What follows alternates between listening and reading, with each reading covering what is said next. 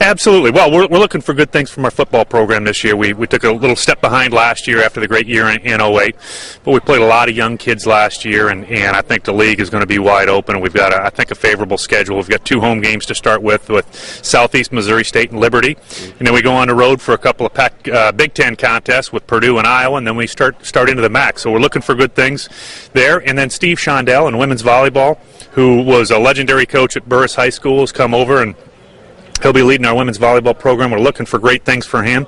And again, we're just looking to take strides every year and keep moving forward.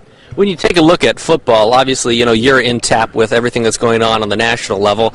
How does the movement of major college conferences affect you? Because it seems like the way things are going, if there are those super conferences, there are going to be less non-conference games for mid-major schools. Well, there's no question about that. And the other thing that we worry about is the MAC, is I think we've got a good core group of schools, but if some of those other schools get pulled up and we do create super conferences, we're concerned about some of our members being pulled into another conference, Conference USA or any of those other conferences. But there's no question there'll be some scheduling ramifications. As you get into these super conferences and they've got to do their conference games, they'll obviously look at non-conference games, either cutting them out or redoing them. So there are some things. We try to keep our pulse on what's going on there, but I think most of the movement's over for right now. Talk about the rebuilding of the Ball State basketball program. You guys go 15 and 15 last season, if my memory serves correct, and certainly it seems like Ball State's always been a powerhouse in terms of Mid-American Conference basketball, and it seems like it's a program on the way back. There's no question. I think Coach Taylor and his staff have done a terrific job. They've really worked hard trying to recruit the state of Indiana, but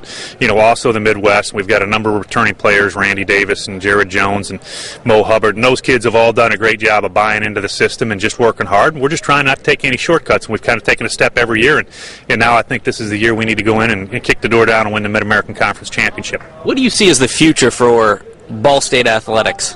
I think Ball State athletics, the sky's the limit. I want to compete every year. I tell our coaches, I tell the student athletes, I tell parents, I want our kids to compete. I want our kids to get a degree, and sometime in their 4th year, I want to put a MAC championship ring on their finger. And I think all those things are possible. I think you just have to keep working at them, and we're going to keep working hard every day to get there.